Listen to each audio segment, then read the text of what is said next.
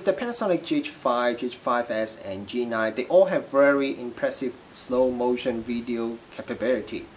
The GH5 and G9 can capture slow motion at full high definition at up to 180 frames per second, and with the GH5S it can now record up to 240 frames per second, also at full high definition resolution. So in this video I'm going to show you how to capture slow motion video using the GH5S, and I'm going to share with you some of my comments, some of the gotchas I found, and some of the workaround, and also some of the suggestions for capturing slow motion video using the GH5S.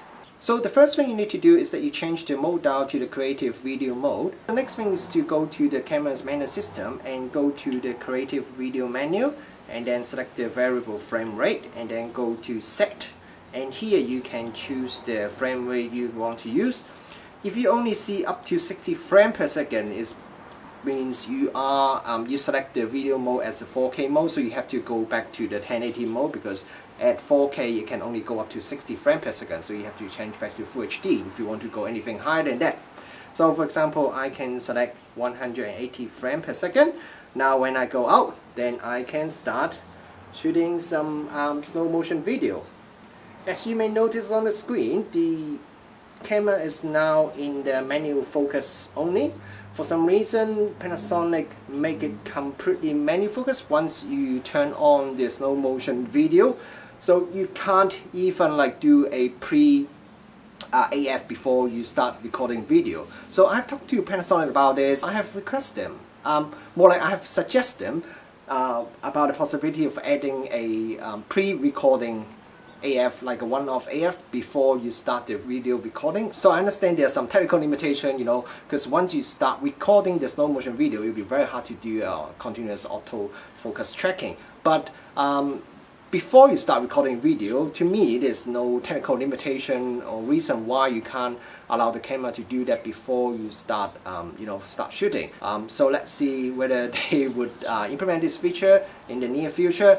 So I found this workaround. If you are not very good at manual focus like me, what you need to do is that you just need to flick the mode dial to the manual focus mode, and now you can do the autofocus, and then you just quickly flick it back to the creative video mode. So you are back to the shooting slow motion videos. So now the autofocus already helped you to focus on your target, and now you can start. Now obviously this wouldn't work if you are shooting some fast moving target, or like a bird that's directly flying towards you. But most of the time, if your target is not actually moving towards or away from you at a very high speed, or if your depth of field is big enough to cover any changes in the focus distance, then this works quite well. So there's another thing you need to pay attention when you are capturing slow motion video using the GH5S.